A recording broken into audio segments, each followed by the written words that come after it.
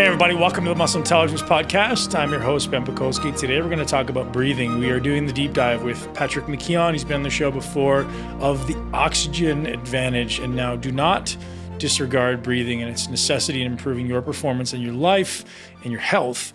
Breathing is the most reflexive movement pattern we have, and this is a massive necessity if you want to improve every aspect of life. And take it from me, someone who really neglected this through my entire career. The benefit I've seen has been nothing short of life-changing. You know, I was introduced to breathing for the first time in yoga, and I started to become very curious. I took a breathing class, and I just noticed the incredible ability to calm you down, change your ability to focus, and then the opposite end of that, change your ability to become more stimulated. And breath seems to be the gateway to the autonomic nervous system. So our ability to control the stress response, if we want to have an increased amplification of stress, let's say if we're getting ready to train, we're getting a little lethargic, instead of reaching for that pre-workout or that coffee, we just go to the breath. Conversely, when we're done our workout, you know, I've become the world's biggest advocate of taking 5 minutes after your workout to breathe, calm yourself down, bring yourself back down into a parasympathetic state, elicit that response of rest and digest after a workout. So Patrick McKeown joins us today, and he's going to give us the deep dive, everything you want to know about breathing. There's a lot of stuff in this, and he's drawing a lot of really, really important correlations between the breath and sleep, between the breath and blood pressure, between the breath and brain function, and the list goes on and on and on. And not only does he do that, but he's going to tell you the mechanism. So for us nerdy few out there like myself, this is a super exciting conversation with Patrick McKeown. Now, another thing I want to throw at you guys, if you're interested in this stuff and you're someone who gets as excited about this as I do, we are going to be doing a class here in Tampa, Florida with Patrick and myself teaching breathing. I'm not teaching breathing. I'm just going to be there learning just like you guys are. If you're interested, the space is very, very limited, but you can find all that stuff on my social media and on the MI40 Gym Instagram page.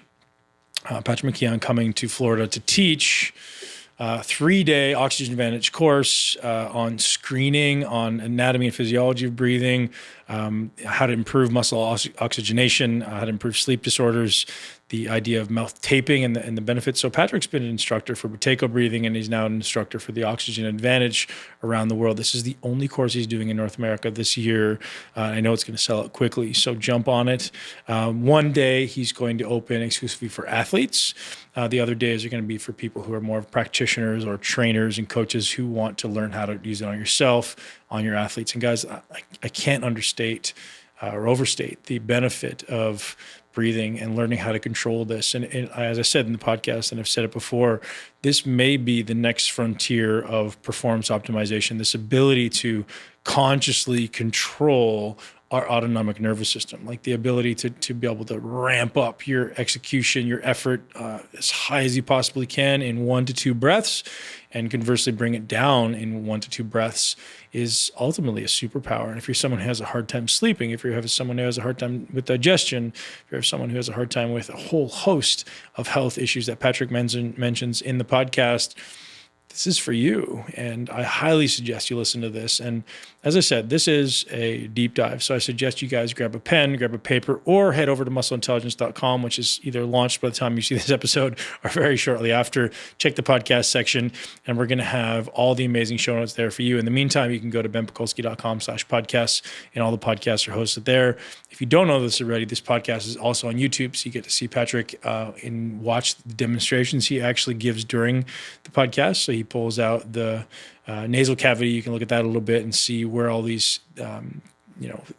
blockages or limitations are occurring. We talk about some really, really interesting stuff that I know you're going to love.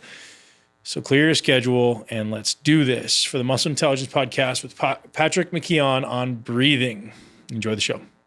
All right, so just before you jump into this podcast, I want to tell you a little bit about my favorite hack for sickness. We have a lot of people getting sick right now, people getting a cold, people getting a flu.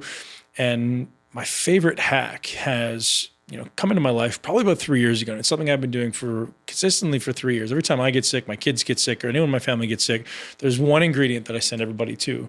And it's this thing that literally almost feels like it immediately kicks it. Like you feel like you're just starting to come down, and you take 3 grams of reishi mushroom, your immune response and your ability to recover so quickly from feeling run down, feeling sick is massively amplified. This is something that I actually take every single day before bed. So before bed, I'll often have a tea, or lately I've been having a collagen shake because I know glycine is very important to keeping people asleep or keeping me asleep. And in that collagen shake, I'm adding reishi mushroom every single day. And it's really, really nice and mellowing, and probably my favorite thing to take before bed as far as giving you an overall sense of well-being, giving you an overall sense of relaxation, and definitely something that you could take every day for the immune benefits and for the calming, soothing effects of reishi mushroom. And this podcast is brought to you by, surprise, surprise, Four Sigmatic. They have been an amazing supporter of this podcast, and you guys know I love their products. If you're not already taking mushrooms, you're really, really missing a big opportunity. And I've talked about lion's mane ad nauseum. I'm sure you're irritated, if not, soon will be, about me talking about lion's mane, because it's one of my favorite supplements. Now I'm taking it 3 times a day. I'm taking 3 grams 3 times a day, just as a little experiment. I've taken it right now, and my brain is lit. But tonight, before I go to bed, or maybe after dinner, I like to balance things out with a collagen shake that has 3 grams of reishi mushroom. Makes me feel absolutely amazing, and it tastes great. He's got some other things in there to help with digestion. It's got some peppermint in there for your stomach. Going to make you feel awesome. So head over to foursigmatic.com, use the discount code MUSCLE, and it's going to hook you guys up with 15% off anything at the Four Sigmatic site. That's not just reishi mushroom. You can get their instant coffee, you can get their lion's mane, you can get their turkey tail, which I like as well. You can get cordyceps, literally everything. They've got a whole bunch of new products that they're actually sampling right now, and I don't even know if they're live on the site, but they sent us some amazing samples of their new protein powder, which tastes phenomenal, and a bunch of other amazing stuff at foursigmatic.com. And now, guys, this code is not going to be active forever, so head over now and grab, or maybe at the end of this amazing podcast, and grab your 15% discount on Four Sigmatic. Peace. Enjoy the show. I'm sure you've went through the science a little bit as well in terms of the receptors or the baroreceptors. Not honestly, not as much as I maybe should. So if you can enlighten us, that'd be amazing. Yeah, so we can bring that in. We're bringing in we're making changes all the time, whatever is out there. Like, it all ties in anyway. Breathing is breathing. But the whole aspect of cadence breathing and stimulating the baroreceptors, and the link with that, with BOLT score, that there's a correlation between the BOLT score, chemosensitivity to carbon dioxide, and functioning of the baroreceptors. So it's amazing how entangled all of this is, and we're, it's only every time I delve deeper into it, we find out more. So I think it's incredible stuff. It's unlimited, or at least it seems that way. Well, I've actually made a post this morning about this and how I think that regulation of the autonomic nervous system and paying attention to HRV is the next realm of performance optimization. It's kind of the next frontier, like people in my world are very much like leaning toward the performance enhancing drug aspect of performance optimization. And I really think the benefit is as good for performance optimization, just looking at how do you enhance this autonomic control.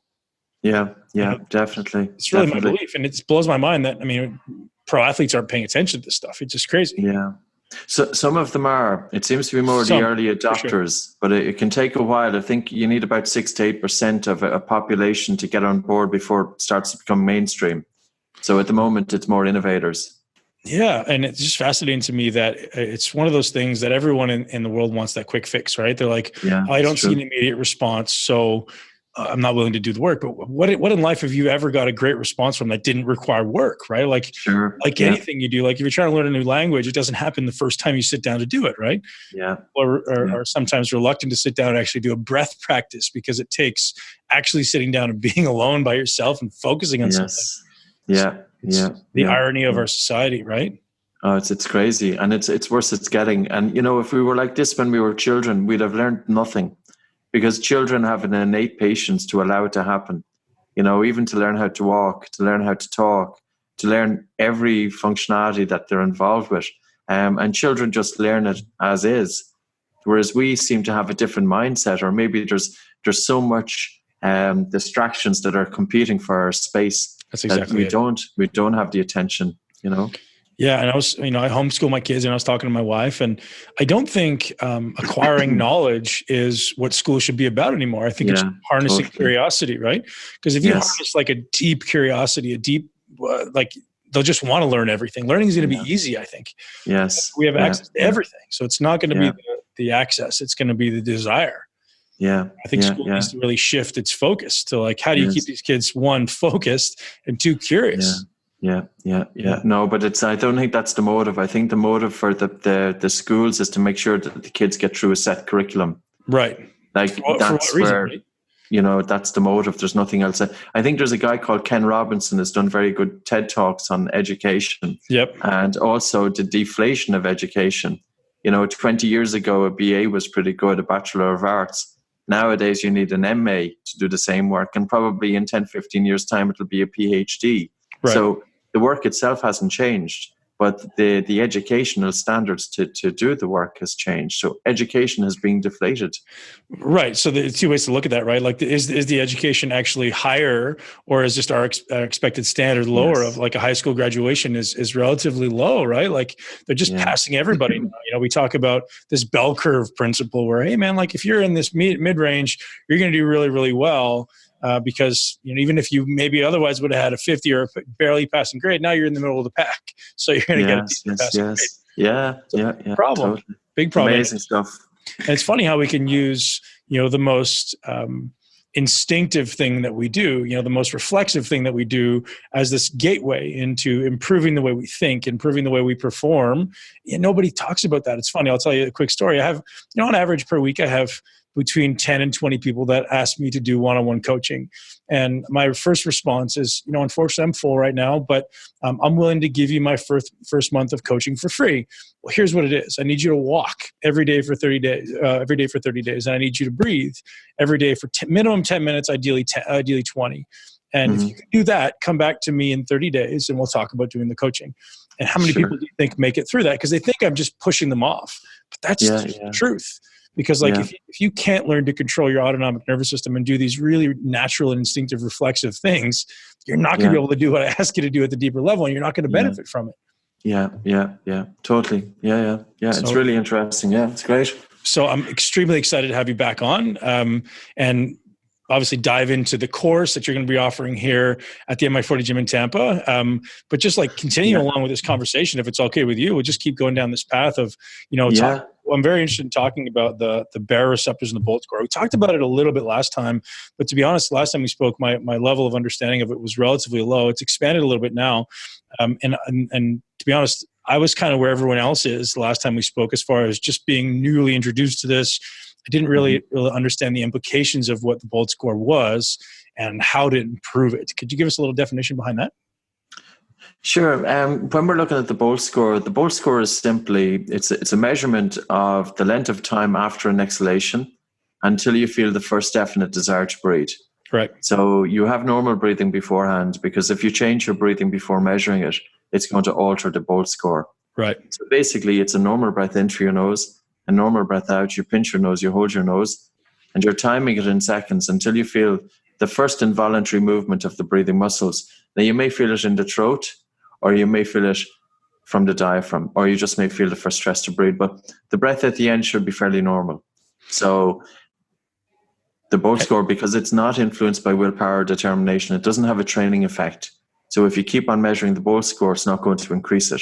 So the BOLT score, then, the feedback it's giving you is, it's giving you the chemosensitivity of your body to the accumulation of the gas CO2. Yeah. So it doesn't tell you the amount or the pressure of carbon dioxide in the blood, but it tells you how quickly is your body reacting to the accumulation of carbon dioxide. Go ahead. And then the chemosensitivity of carbon dioxide, if you have a strong chemosensitivity, it means that you're very sensitive to the buildup of CO2. So if you do physical exercise, your cells are generating much more CO2. And if you're very sensitive to the buildup of CO2, it means that your breathing is going to be heavy. And I don't know if I can share a screen. Yeah, I'll just pull up a paper then, and I can send it on to you then by Trembach, because this is where it's kind of tying in then with chemosensitivity and the baroreceptors. So I've just opened it up. Just bear with me 1 second there. So this paper should have come up on your screen, Ben. Yep.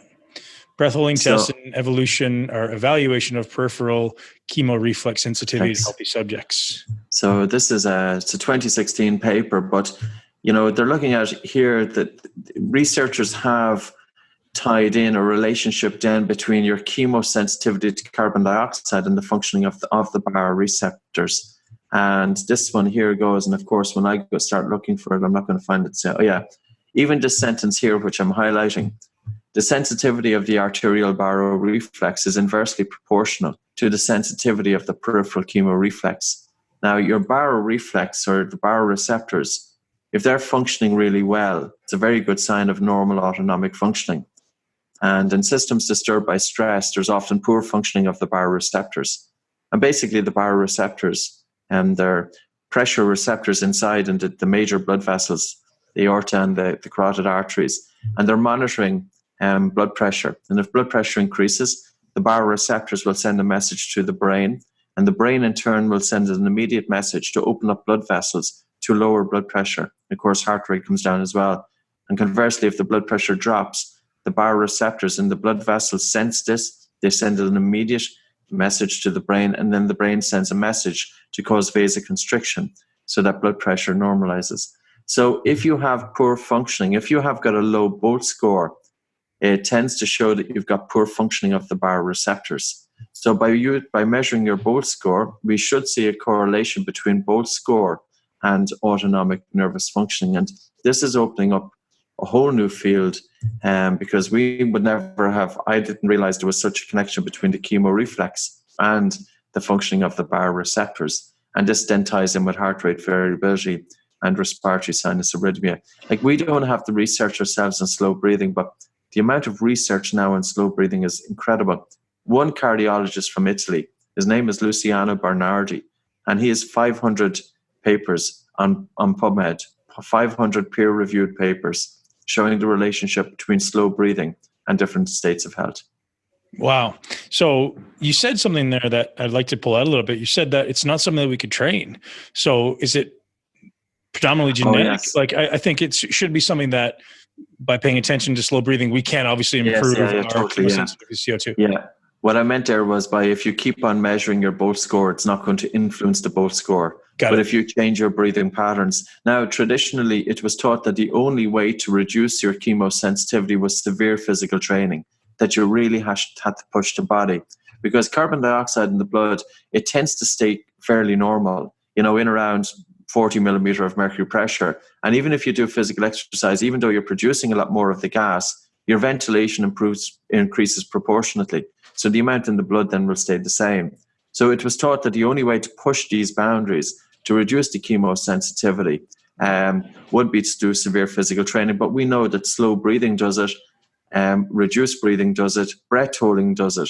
And slow breathing to a cadence of 6 breaths per minute is the optimal number of breaths to stimulate the baroreceptors and to reduce the chemosensitivity to carbon dioxide. Yeah, I had another guest on very recently. He's a good friend of mine, Dr. Micah Hamilton, speaking about how the current resonant respiration rate is between 17 and 19 breaths per minute on average for people, whereas in 1920, she said it was between 5 and 7 breaths, which is where we're supposed to be, right? And how does that happen, right? Like, how do we take in 100 years, take this species that have evolved for millions of years and just destroy it, ultimately destroy our nervous system, almost destroying our brains in less than 100 years? And the frightening thing is this is accepted as normal. And I've even seen the changes in 20 years. When I was first looking at this, I started in this 20 years ago, and we would see 12 to 14 breaths as normal. But now I'm seeing, I would agree with Dr. Hamilton, we're seeing 16 breaths as normal, 17 breaths as normal, but we're also seeing that there's a change in blood gases. If you had less than 37 millimeter of mercury pressure of CO2 20 years ago, it was deemed as hypocapnic. In other words, you have too low a CO2, but that's now dropped to 35. Now, 2 millimeter drop of CO2 is fairly significant because the body is very sensitive to the accumulation of carbon dioxide. So where are these norms coming from?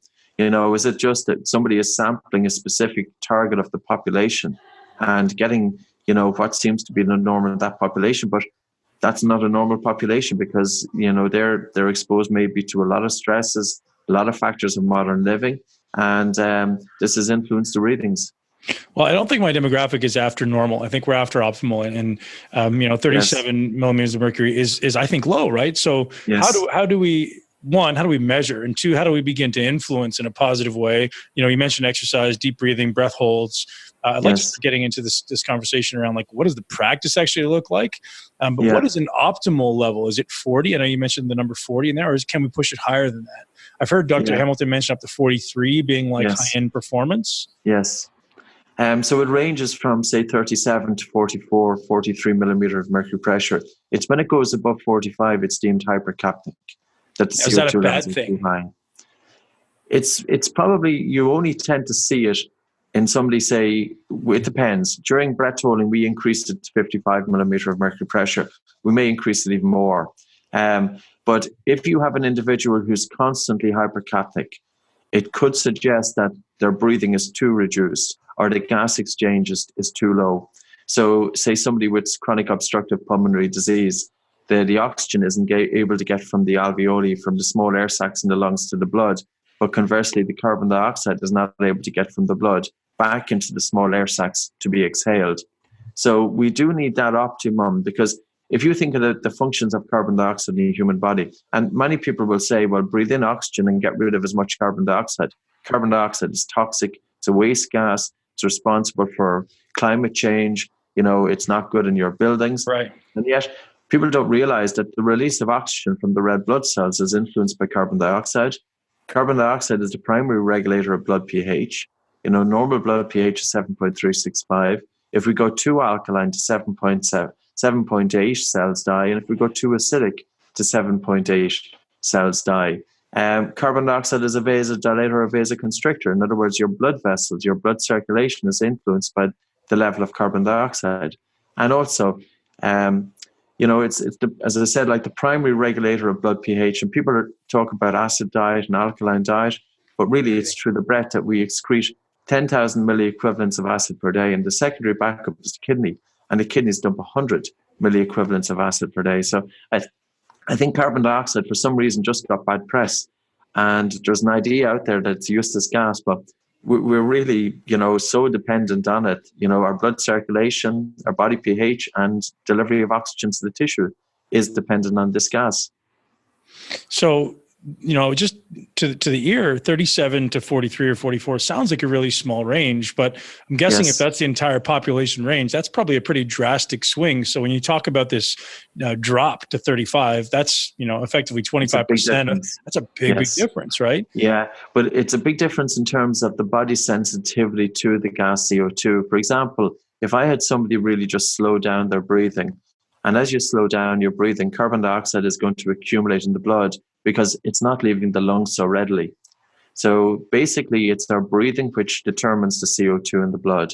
If we breathe hard, we get rid of a lot of carbon dioxide from the lungs, and this in turn then will reduce it in the blood. And conversely, if we slow down our breathing, we accumulate CO2 in the lungs, and this in turn will accumulate CO2 in the blood. But the body is very sensitive to a buildup of CO2. A 2 to 5 millimeter increase of CO2 will double ventilation. So it's a lot easier to get rid of carbon dioxide than it is to accumulate it. If I ask somebody to hyperventilate for 30 seconds, they can halve the amount of CO2 in their blood by half, from 40 millimeter of mercury down to 20. And every 1 millimeter drop of CO2 reduces blood flow to the brain by 2%. So that was published by a researcher, McGarry, probably back in the 1980s, but we see it quoted since. So if you think of 30 seconds of hard breathing can reduce blood flow to the brain by 40%.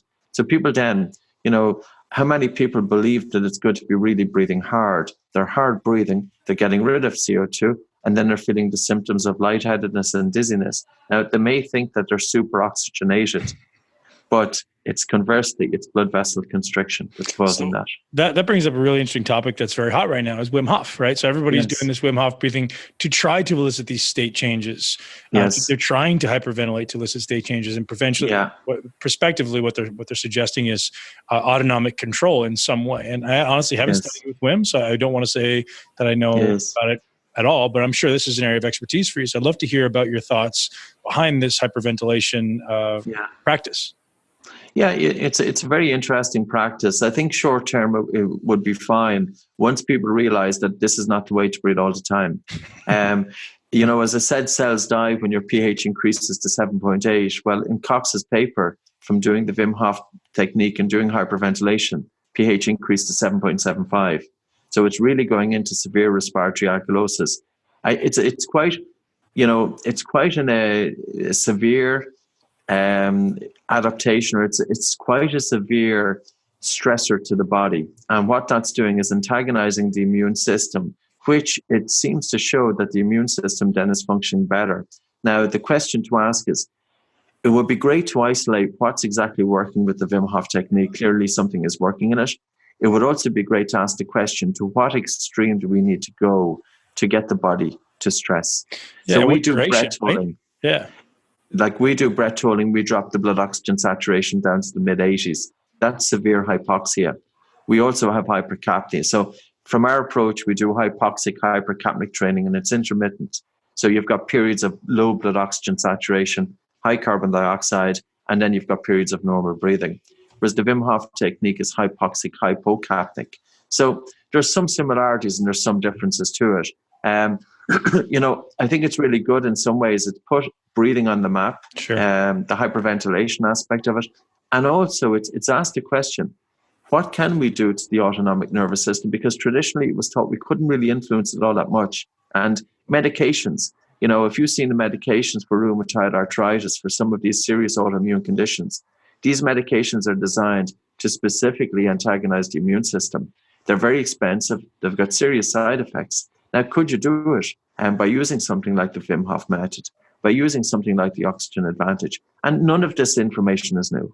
The oxygen advantage information is new. All of this information has been around for maybe 2,500 years. But now we're starting to realize that there's a little bit of science and background to it. And the same with the Wim Hof technique. And I think it's tremendous because it's giving people, the tools that they can hold on to for the rest of their life. And we're literally in a comfort zone now, Ben. You think of our ancestors. We would have been, I'm living out here in the west of Ireland, we would have been hard physical labor. The land is terrible. So we're the weakest species of humans ever, by far. I think, I would agree, because we haven't been exposed to the stressors that our ancestors have. And the human being has adapted as a result of the stressors. The very fact that we're here is testimony to the fact that we've been able to evolve and cope with whatever life was throwing at us. But nowadays, we don't have these stressors. So here's where cold showers come in. This is where cold water immersion comes in. This is where strong breath holding comes in. And the other thing that I would say is that I think it's very important to change functional breathing. There's two aspects to breathing. One is your everyday breathing patterns. Like when I have an athlete coming into me or an individual coming in off the street, I want to see, what is their functional breathing? What is their everyday breathing like? So I want to address that. And I also want to give them then the second pillar, which is strong breath holds, to force their body to make adaptations. Incredible. Have you looked at, I'm sure there's research, or maybe there's not, on the duration necessary to elicit this immune adaptation from hyperoxygenation, like fast breathing? Yes. Is it the breath holding that's causing the antagonist? See, this is where we haven't isolated it.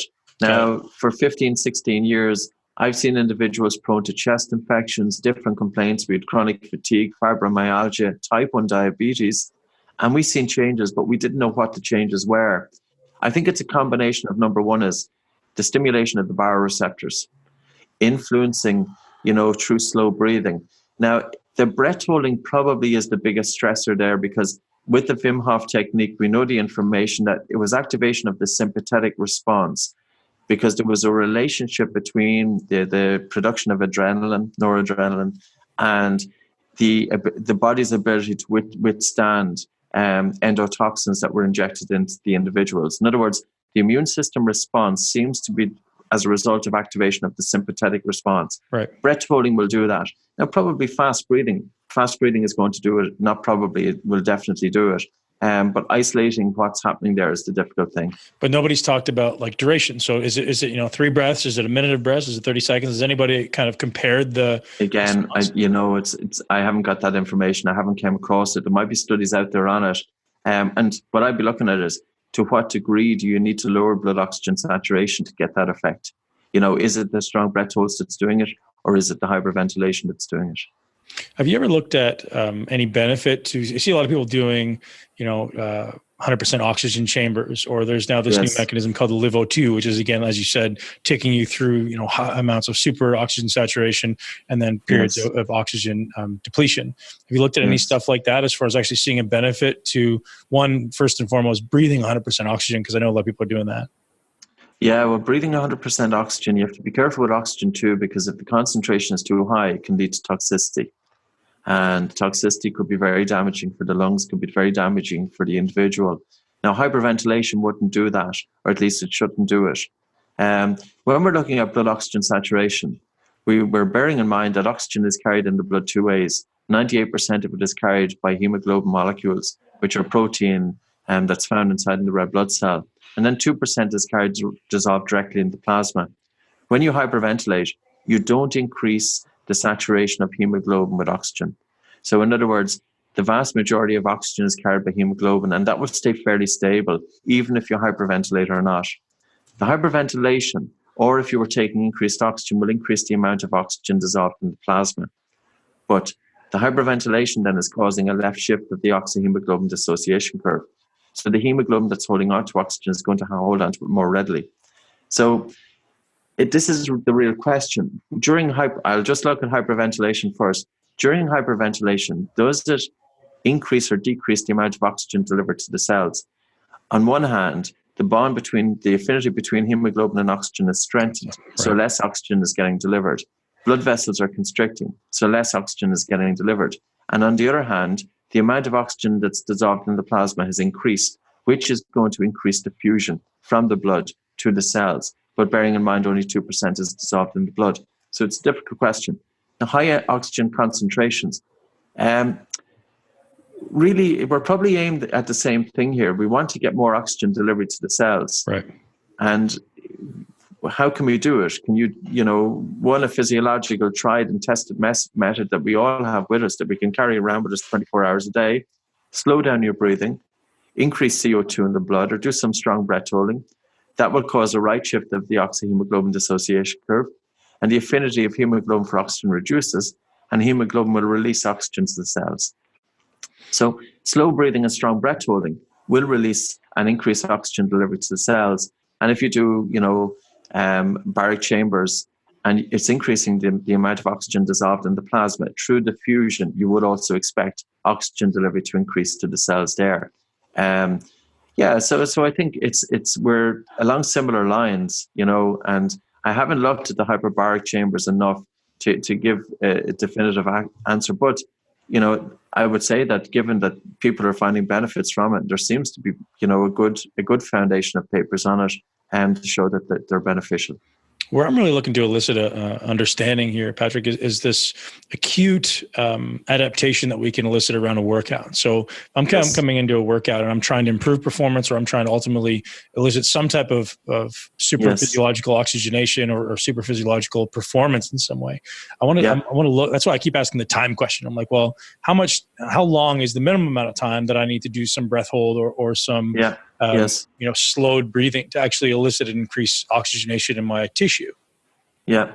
Okay. Well, in terms of a stressor, 5 strong breath holds separated by 2 minutes between each breath hold. And do three sets. Yep. And each set is separated by 10 minutes.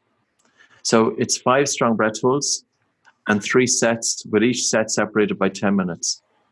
That is equivalent to spending 6 hours at an altitude of 1,780 meters. And in terms of erythropoietin, it increases EPO by 24%. Now, the goal there is to drop your blood oxygen saturation from normal, which is 95 to 99%, down to about 85%, which is very much achievable. So here's 30, not even quite, but, just with the rest in between it. And I don't even think you need 10 minutes rest. Like, we're doing breath holding all the time. We're doing it now with repeated sprintability with different athletes, etc. We leave a small rest, 2-3 minutes rest there. And here's a small amount of time to get very good adaptations. To give you another example, if you do 1 strong breath hold, it will cause the spleen to contract. And your spleen is your blood bank, your left-hand side of your diaphragm, just underneath it. It contains very richly dense populated blood cells. The hematocrit is 80%. And typically in a female, hematocrit, and hematocrit is the fraction of your entire blood that carries oxygen. So typically in a female, if you were to look at the fraction of their entire blood that's carrying oxygen, bearing in mind the plasma, the white cells, the red cells, their hematocrit is about 36 to 44%.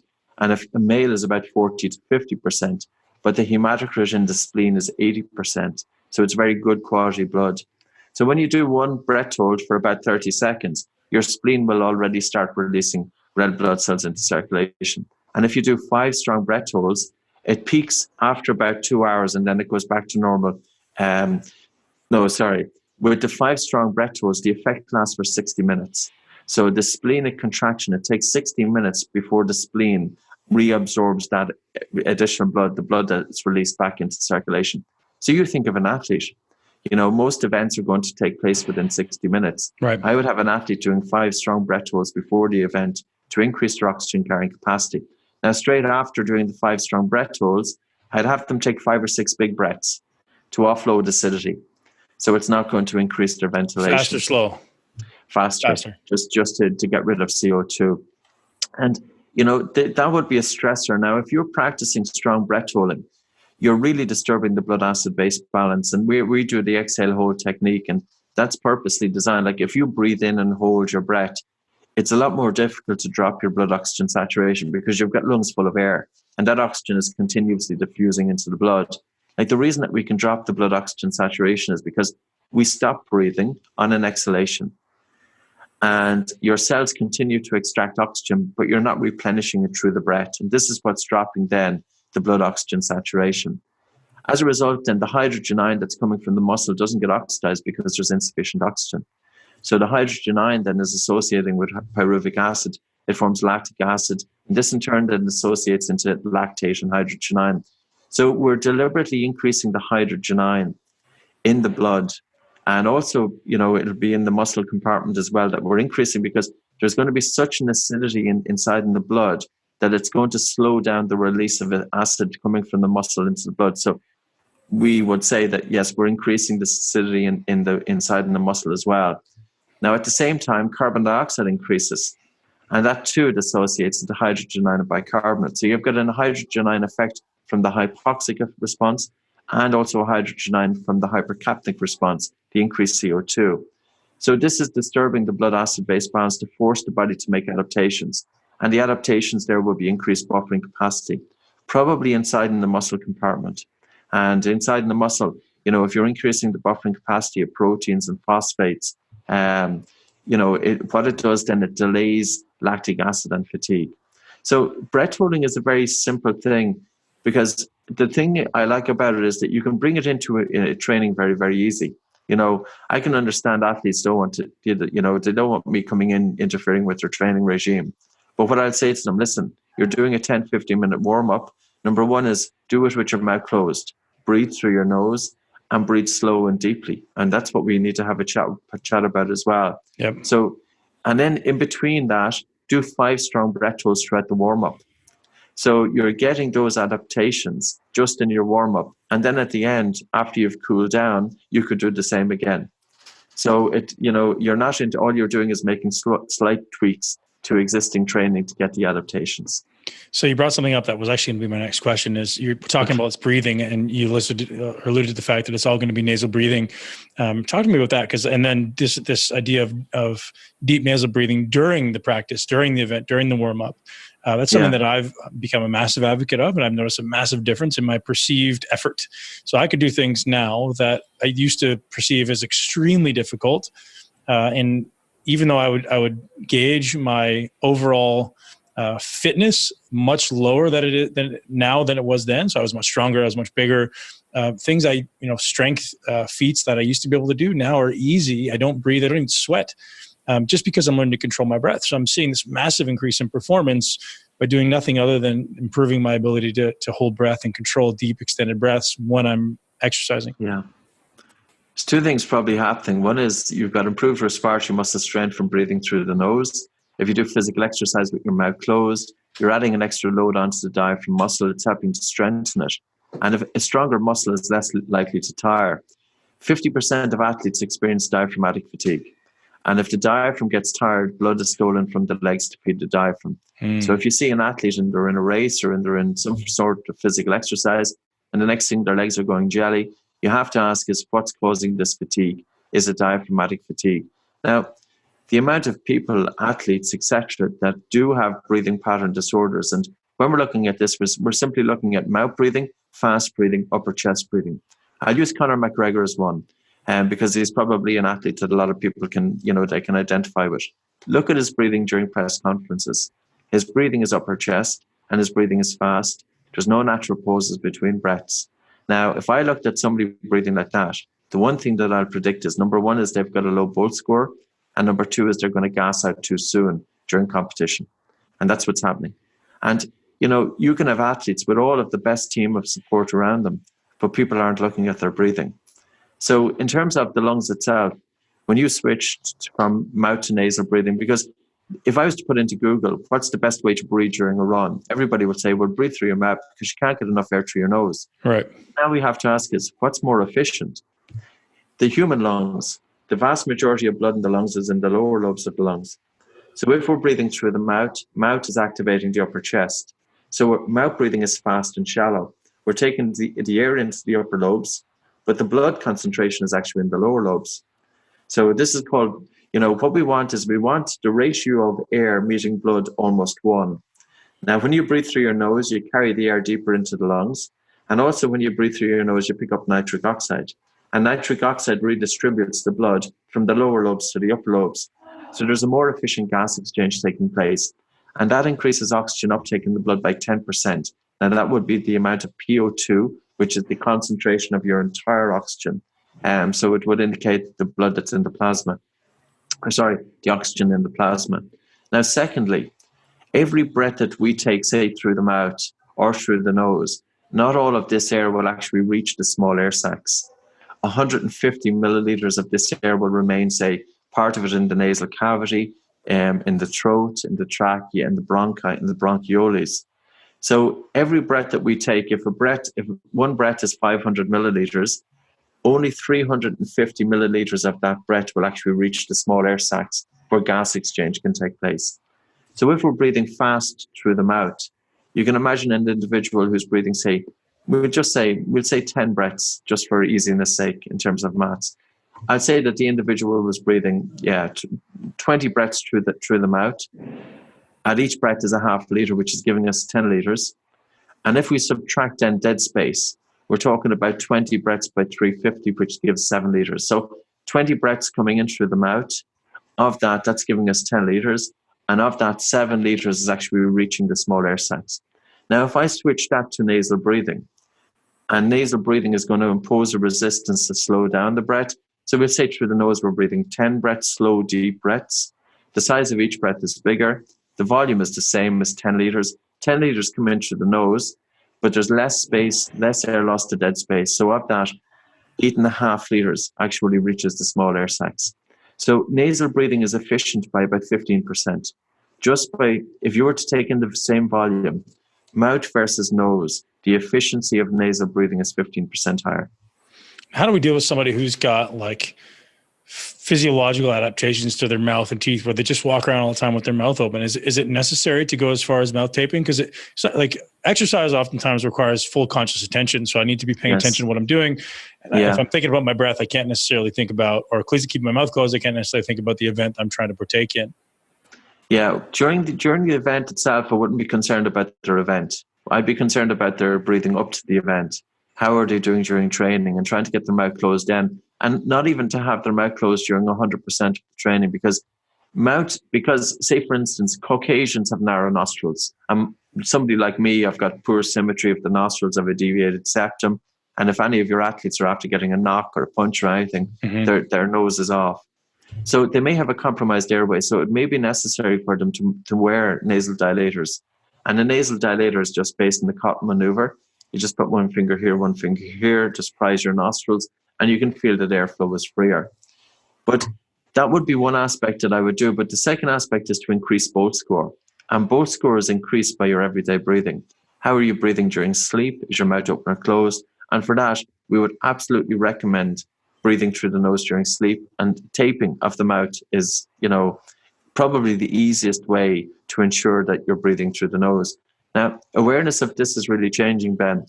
I'm here in Ireland, but I know you've got a program in the States called Shark Tank.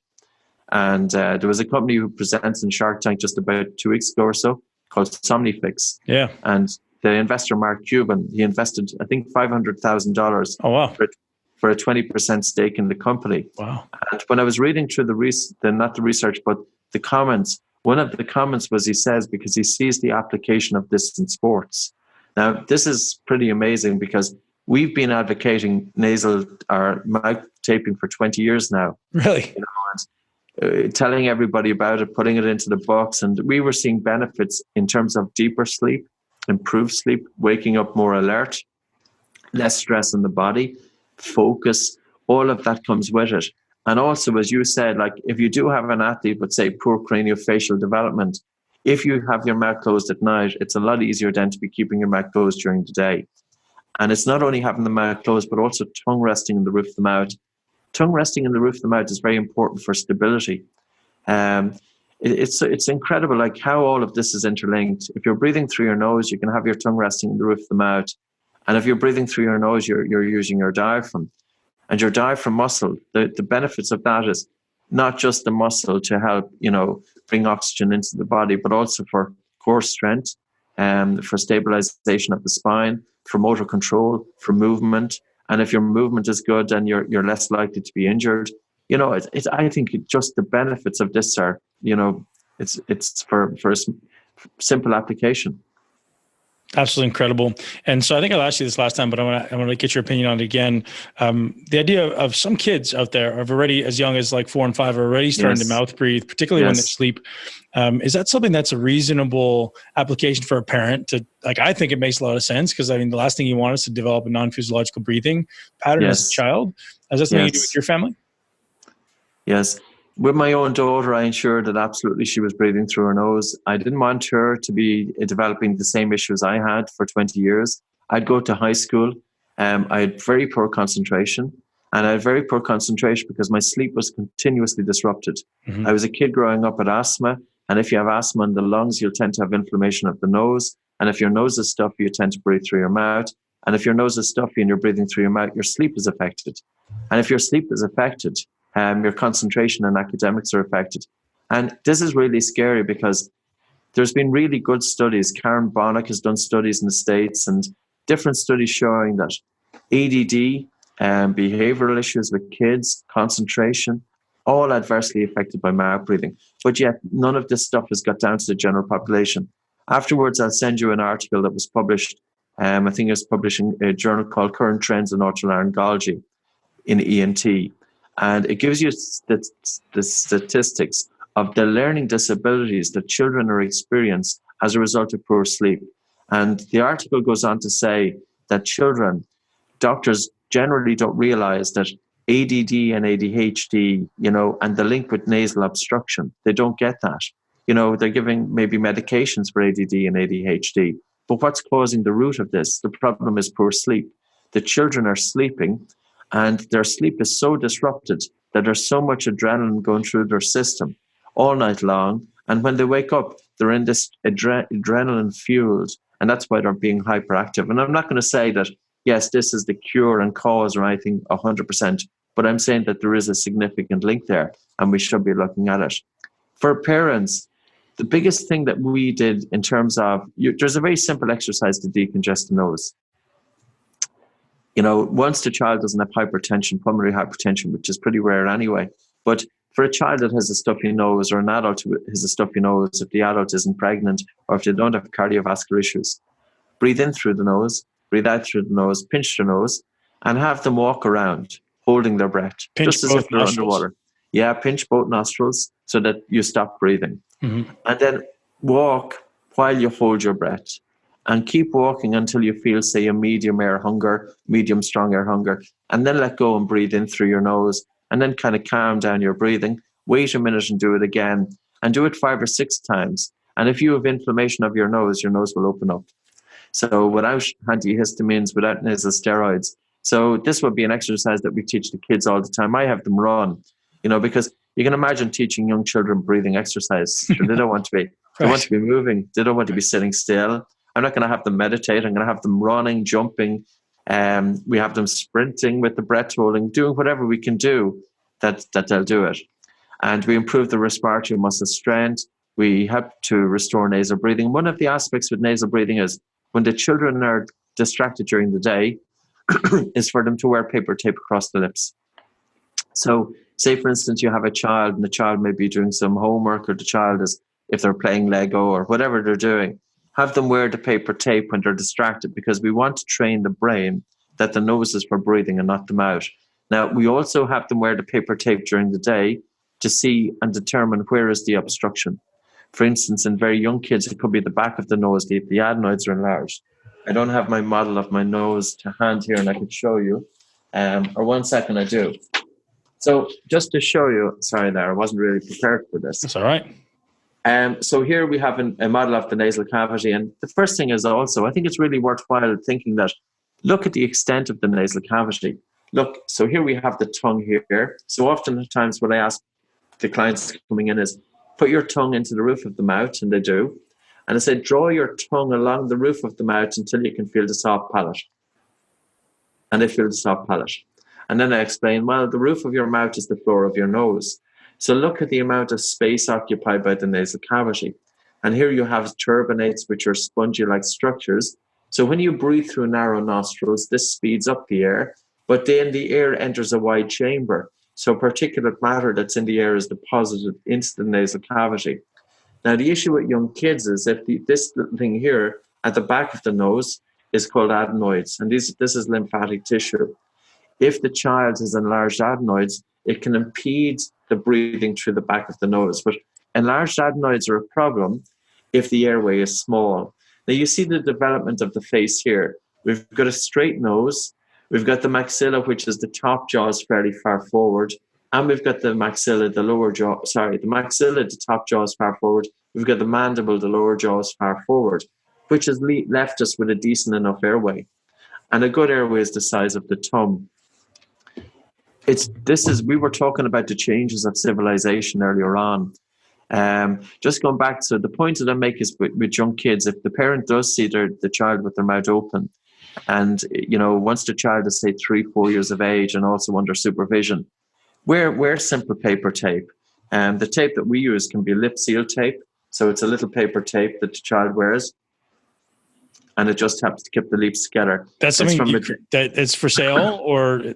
Yeah, it was developed by a dentist in Colorado. His name is Dr. Frank Seaman. Okay. And he kind of invented it for his patients. His patients were bruxing, they were grinding. And grinding during sleep is a sleep issue, but grinding during the day is an anxiety issue.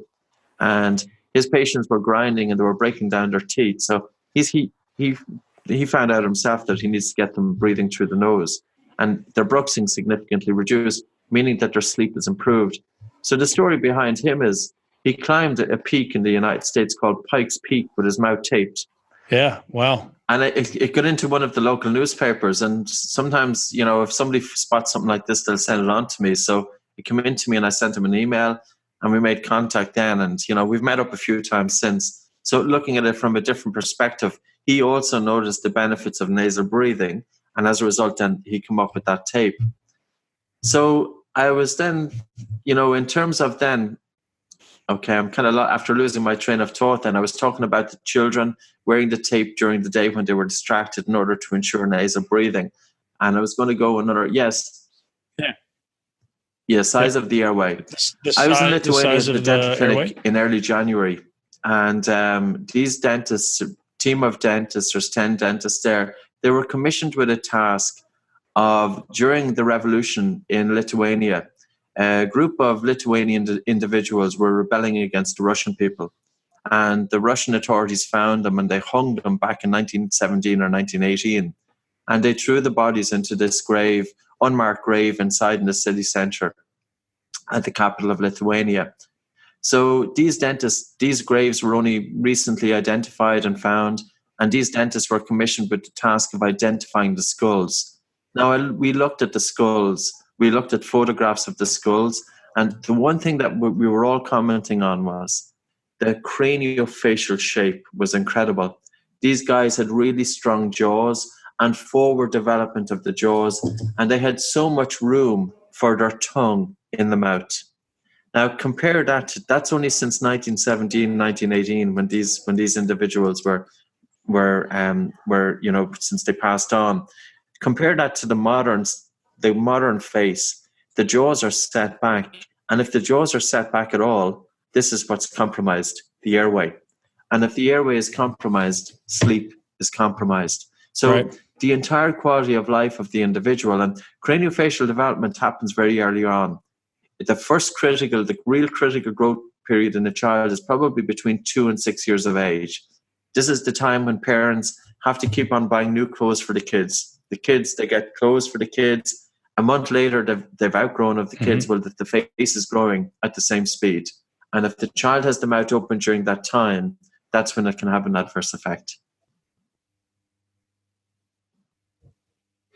And I've heard a lot of comments around what we're eating influencing that, yes. right? If you're eating, like typically, historically, you'd be eating yes. probably a lot of meats, a lot of chewy vegetables, not a lot of overly cooked foods. Yes. Now everything's hyper palatable. It's mush. It's very easy to consume high amounts of calories. So their jaws just aren't developed the same way. Yes. Like I'm very adamant that my kids are eating things that are hard for them to eat. They eat a little bit of steak. They're like, oh, it's too chewy. I'm like, good, do it again. yes. Right? Like that's a big thing. I want strong developed jaws. I think no, that's absolutely. A good sign in terms of it's not just about aesthetics. It's really about the functionality of the individual. And it really does boil down to the airway. The airway, we have to consider, like there's a few different things that can influence it. If the child has a genetic predisposition to nasal obstruction, anything that's causing the nose to be anyway stuffy, if the child tries to breathe through the nose, if they feel they're not getting enough air, they're going to mouth breathe. That's going to set it off. The food, as you mentioned, absolutely. Our ancestors there's an anthropologist and an orthodontist in the UK called Dr. John Mew and Dr. Mike Mew as well, also an orthodontist. And for 50 years, they've been advocating the necessity of chewing well for development of the jaws. Another thing that impacts development of the jaws is breastfeeding. So many people will know that breastfeeding is beneficial for the right nutrition, but probably less well known is that for the child to get the milk from the breast, they really have to develop and work the muscles of the face. So it's setting up good muscle tone, and this will help then to maintain nasal breathing. So there's a few different factors just feeding into that. So one thing I want to talk about is this kind of process of what breathing should look like. So that's something that a lot of people talk about. Like, okay, we know we need to breathe through the nose, but most people are still going to be very shallow. Is there like a thought process you use to teach people this physiological breathing pattern, or maybe a visualization you give people like, hey, this is what it should look like, or feel like, or can you give us any good tips? The first thing that I would start off with is have people say, put their hand on their chest and just above their navel, and to tune into their breathing.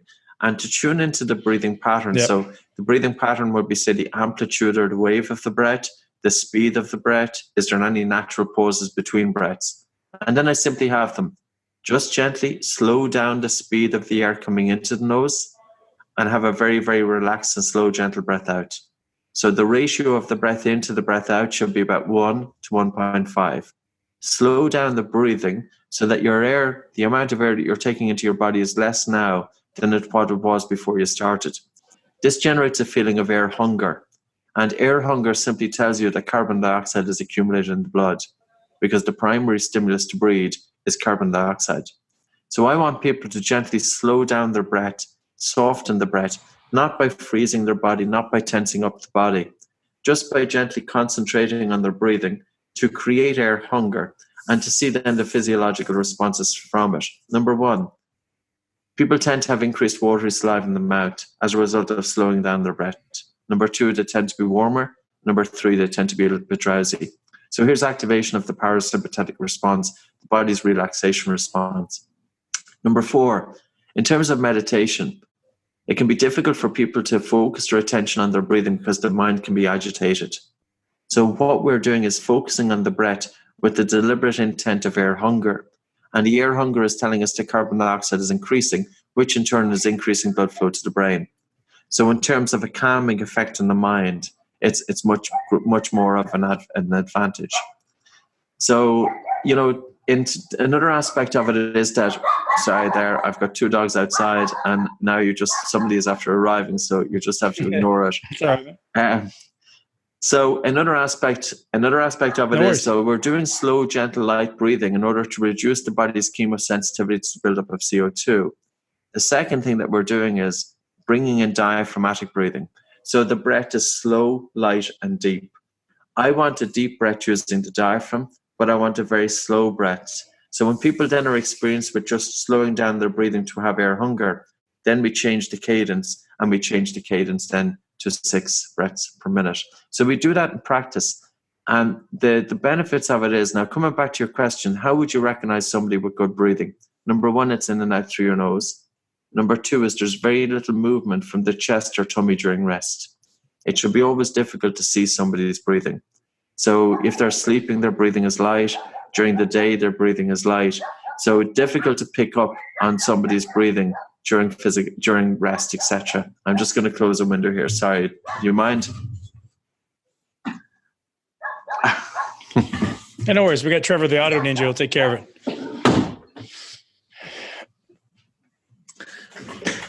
Yeah, you can see where I'm kind of based, and I don't know if you see that, but so you see the 2 dogs are after. Oh yeah, gosh. I'm moving in. It's very good for the mind, Come back from great spot. Come man. back from travel, and I come back to this little oasis. So Trevor, I'm just after giving you some work to do. Sorry about that. Okay, so I got a little bit distracted there with the dogs. So I'm going to come back to then just to slow breathing, so at least your viewers have something to work with. So in terms of slow breathing, then what are we really identifying? When I look at somebody's breathing during rest, when I look at the functionality of the breath, I'm considering a few different things. Are they breathing using the chest, upper chest, or are they breathing using their diaphragm? Are they breathing fast, or are they breathing slow?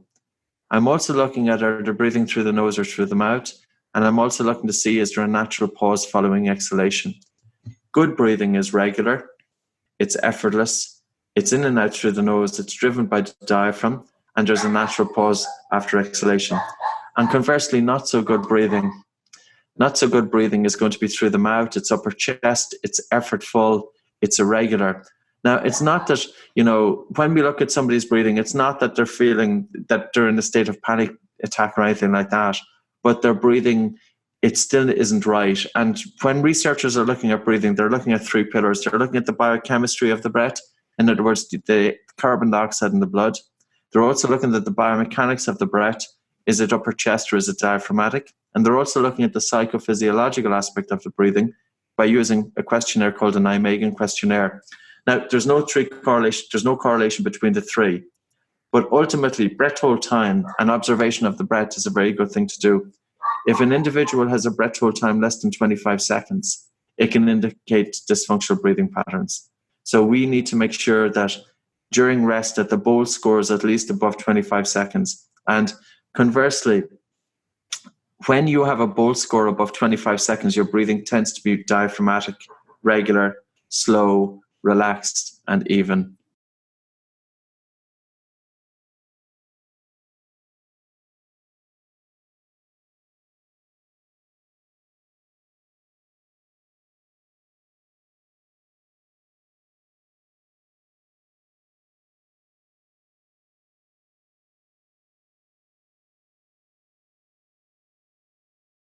So one thing that you mentioned there was a psychophysiological effect of breathing, and I don't think we've touched that at all, but I'd like to know if you've seen any direct correlation or any studies that directly correlate breath rate with brain function. Like obviously we know subjectively there's benefit, but so Dr. Hamilton again mentioned the correlation between this lower breath respiration rate and a higher amount of alpha brainwaves versus a higher amount of breathing, higher respiration rate being associated with kind of a higher electrical signature in the brain. I haven't looked at in terms of the electrical conduct. It's an area that I haven't explored. In terms of the brain, we know there's one paper showing that cognitive function, including memory, is much better as a result of nasal breathing. And I can send you on that paper later on so you can have a look through it. So there seems to be a connection there. Like Great. when we're looking at brain, if you're looking at sleep, we have to look at sleep and the effect that that's having on cognitive functioning. And also to look at, say, the effect of sleep apnea and dementia, that there's quite a link there. So anything that we can do to improve sleep, indirectly, we're going to improve cognitive functioning. And we show without a doubt, especially with sleep, the whole environment of sleep is changing.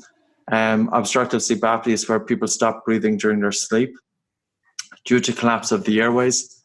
And this can happen in 4 places. So one is you're going to have the soft palate at the back of the mouth, which is falling in against the throat. Number 2 is the tongue can be falling into the throat. Number 3 is the epiglottis. And number 4 is that the throat itself can collapse. And if you stop breathing for 10 seconds or more, it's termed as one apnea. Now, the whole sleep environment has changed in the last 4 years with the recognition that there's now 4 phenotypes.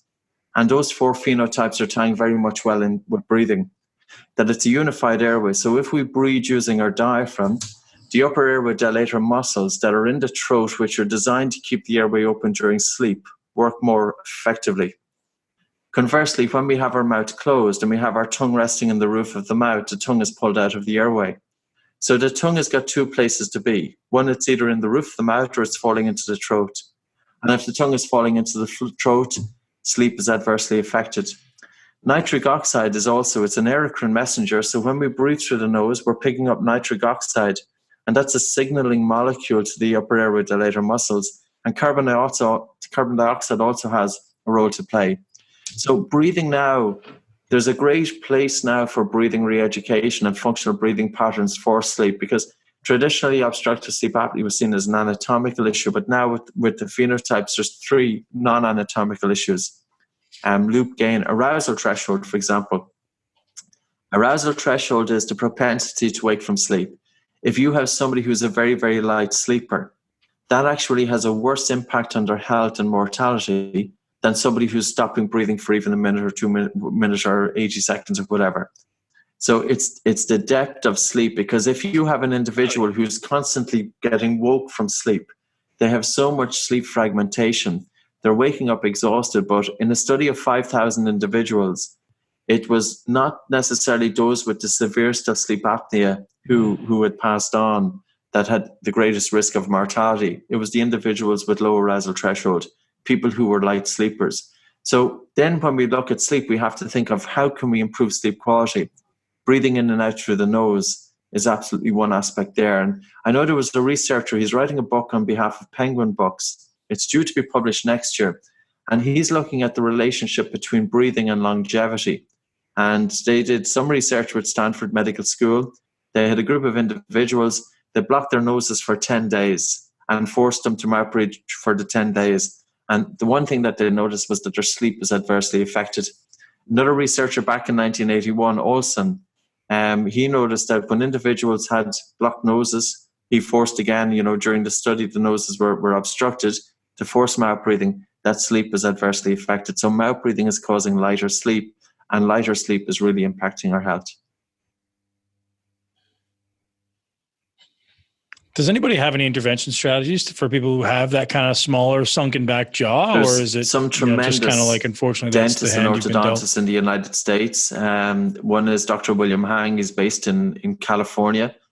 And for years, what he has been doing is actually reversing the spaces, the changes in the mouth as a result of extraction. So if you think it's very common for, say, a 12-year-old kid, they've got overcrowding of teeth. They go to a dentist, orthodontist, and the orthodontist says, well, just, your teeth are too big, so we have to take out 2 or 4 teeth. But if you lose teeth, as a result, then this causes the jaws to be too small. So we have 32 teeth in our head. We need to hold on to those because it's the teeth that's helping to create the space for the tongue. Whereas if we get teeth removed and the jaws are pulled back, now there's not enough room for the tongue in the mouth, and the tongue is falling into the airway. And this increases the risk of sleep apnea. So his role is individuals, his patients are coming into him.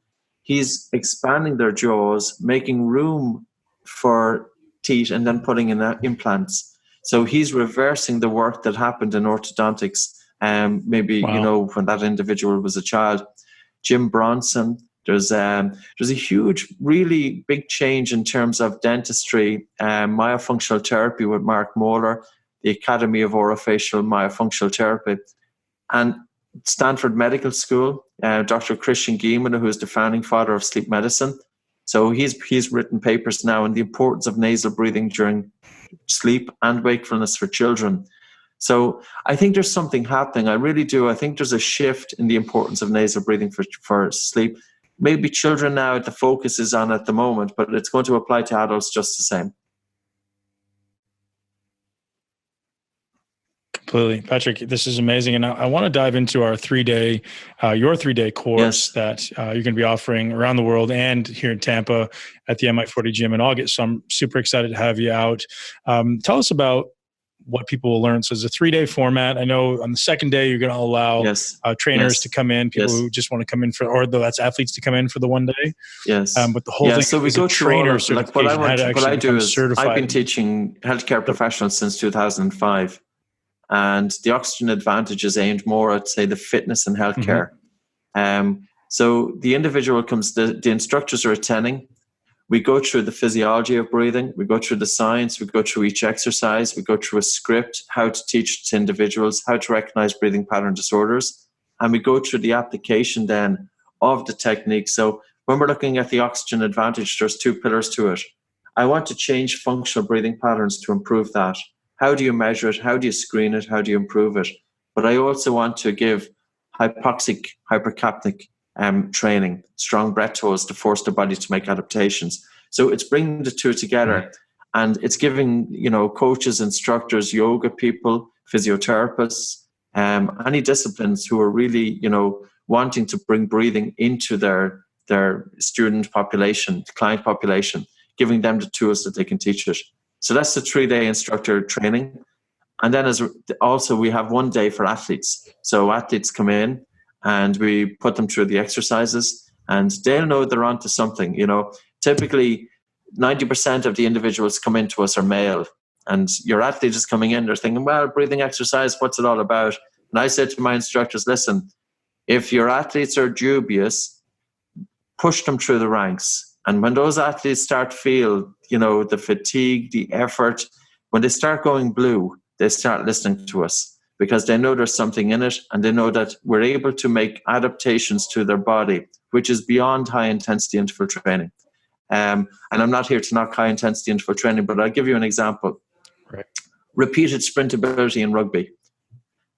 In elite rugby players, in 4 weeks, the application of exercises, breath holding.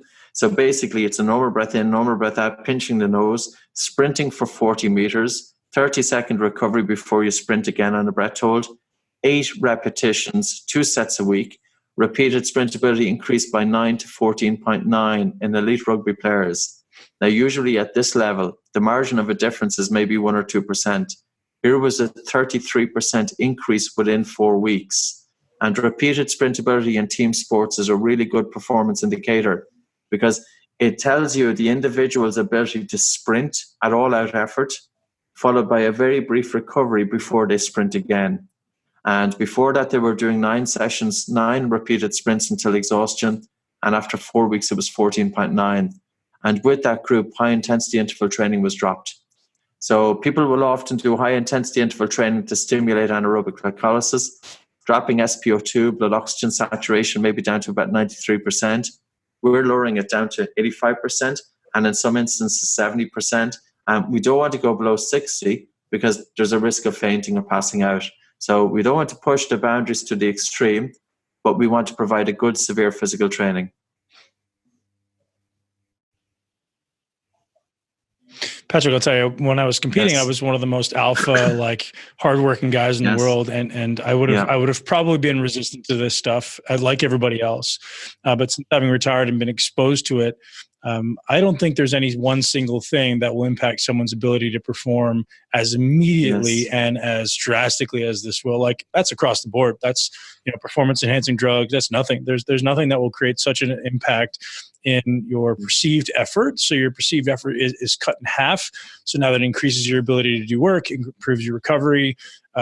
Everything that I've seen has just been absolutely phenomenal with myself and with my athletes. And again, I'll admit a lot of them are still resistant to this stuff. So I just started implementing it as something that I don't even ask about anymore. I'm like, hey, go get on the treadmill, tape your mouth, plug your plug your nose, depending on what we're doing, depending who it is. And the results are amazing, and the physiological benefits to someone's body fat adaptation is actually improved, right? So because we're getting that increased parasympathetic stimulus from the nasal breathing, people's body composition improves as well, and that's something that we didn't necessarily think about or expect, but we saw that because our society is so sympathetically dominant. We give them this parasympathetic stimulus and say, hey, you're going to calm down your breathing rate, and all of a sudden their body composition jumps down. They're just amazed and surprised. There's two aspects. We're helping to target the parasympathetic response of the body, but we're also deliberately activating the sympathetic response, and it's those adaptations. And maybe as well with sleep, I think sleep was really undervalued, but now people are starting to get behind it, and breathing and sleep go together, because if you have a very disrupted sleep, it influences hormones, and one hormone is called ghrelin. So if you've got an increased stimulus of ghrelin as a result of a sleep disorder breathing, it stimulates your appetite during the day. And then as a result, you eat more, you put on too much belly fat, but this impedes diaphragmatic breathing. So then the upper airway dilator muscles don't work as effectively. Then you're more prone to sleep apnea. This increases ghrelin, and it's a vicious circle. I have to say, when I started looking at Luciano Bernardi's papers on the benefits of slow breathing, and here's one cardiologist from Italy who is now since retired. He's got 500 papers published on PubMed. When we're looking at most of the major chronic conditions, diabetes, fibromyalgia, irritable bowel syndrome, asthma, COPD, chronic fatigue, poor aerobic ability, poor resilience, longevity, and all of these can be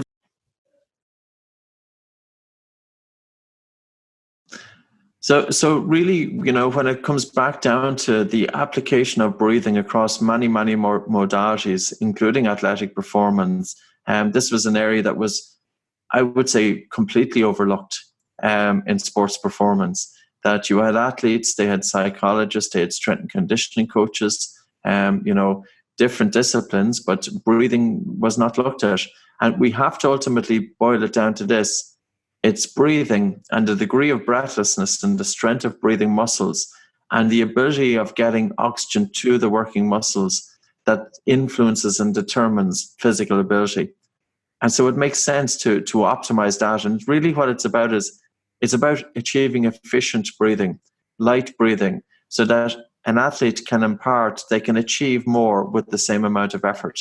Right. And I think everybody wants gains. Well, speaking about that, right, the reason that is, I believe, is in most athletics, the strong survive, right? If you're really, really good at something and you can be resilient enough and adapted to the stress and you make it far, you make it far. You're known as elite. But the way we're looking at it now, we're trying to influence all these training variables and really opening up the playing field to allow more people to excel. So you have these people who maybe aren't the genetically elite, aren't the genetically gifted, looking at all these different facets that we can impact and actually be able to train at that high elite level or compete at that high elite level. That's the difference, right? That's why this stuff's never been looked at, because it never needed to, right? If you didn't know how to breathe, you didn't know how to breathe. I don't have time for you, right? Now it's like, hey, no, I can actually make you significantly better by moving all of these, checking all these boxes and moving all the needles in this little continuum, right? So that's why it's so valuable to anyone out there who's looking to improve their performance, extend their life. That's the beauty of what we do now, right? It's not just like, hey, only the strong survive, only the elite can flourish. It's now everyone. It seems like we've really leveled the playing field. Nothing more from me, unless there's anything you want to add and finish up with. I'm super pumped, and we're going to promote it really aggressively to get as many people as we can, or at least as is necessary, to that seminar. And really excited to have you here. So I'm truly blessed for all the work that you're doing. And gosh, thank you. I mean, what else can we say other than thank you for committing your life to helping myself and all these other athletes improve our performance. Yeah, listen, I'm delighted to be attending Florida. I think it's tremendous. I don't give so many trainings in Oxygen Advantage in the United States. My calendar is so kind of booked up anyway. So we're having one training this year, and we're doing it in association with yourself. I think it'll be very exciting. It'll be a great sharing of information, and also different disciplines coming together and just showing the application of breathing and benefits it bring. Awesome. I know a lot of listeners are going to be wondering if we're going to be filming this or recording it in any way, and will it be available for sale later? And I don't know the answer to that, so I thought I'd throw that at you. Yeah, I'm open to anything, because I think with technology, we should be using it to help get the word out there. So if the training was to be recorded, I'm open to that, to make it available for people who aren't able to attend. Face-to-face always has advantages. You've got that interpersonal connection. But a good choice or a second way of doing it would be that. Yeah, and I say the same thing about people who get to train with me in person, right? Like I can teach you a lot over the internet, but if I get to actually work with you and look at what you're doing and be able to give you that one cue that could change your life forever. Yeah. So it's absolutely necessary to get there in person. And Patrick, thank you so much for your time. I'm very grateful for you being a guest on the show, and hopefully we can have you back again soon, maybe when you come to town. Great. Thanks so much, Ben. All the best. Thank you. All right, that's a wrap, boys and girls. I hope you enjoyed the Muscle Intelligence Podcast with Patrick McKeown. Head over right now and leave me a review. Tell me if you like this. Tell me if you want more of this stuff on the Muscle Intelligence page as we launch muscleintelligence.com for you as the greatest resource on the internet on how to live your greatest life in a body you love. Head over to iTunes now, leave us a review. You can head over to Instagram right now and tell me how awesome you think this podcast was. Tell Patrick how awesome you think he is. If you pick up his book on Amazon called The Oxygen Advantage, and I highly recommend it. And also I highly recommend you come hang out with us at the course, August 24th, 25th, 26th, I think. Check my Instagram, check the MI4 Gym Instagram page for details on that. And as always, if you've enjoyed this episode, or if you know someone who's living a life of high stress, or someone who's having a hard time sleeping, or someone who just likes to understand optimization of human performance, send them the Muscle Intelligence Podcast. Make sure they subscribe because we have new and amazing guests coming all the time. I have some amazing trips planned very, very soon to go travel the world and learn from some of the greatest experts on the planet when it comes to performance optimization. And you guys are going to be the benefactors because I'm going to interview every single one and dig into their lives so we can summarize it all and figure out really, really what those key variables are, those big rocks to move the needle and optimize our body, our mind, and our performance.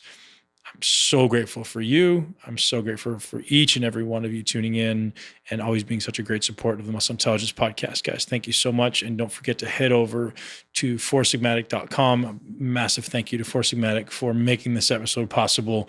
foursigmatic.com/muscle. Use the code MUSCLE to get 15% off. Do it, and let's all live our greatest life. Thank you so much for tuning into Muscle Intelligence. If you enjoyed today's episode, please be sure to share it with at least one person you know. Make sure you're subscribed so you never miss an episode. This podcast is for information purposes only. The statements and views on this podcast are not medical advice. This podcast, including Ben Pekulski and the producers, disclaim responsibility for any possible adverse effects from the use of information contained herein. Opinions of guests are their own, and this podcast does not endorse or accept responsibility for statements made by guests. This podcast does not make any representations or warranties about guest qualifications or credibility. This podcast may contain paid endorsements or advertisements for products or services. Individuals on this podcast may have a direct or indirect financial interest in products or services referred to herein. If you think you have a medical problem, consult a licensed physician. If you have a medical problem, consult a licensed physician.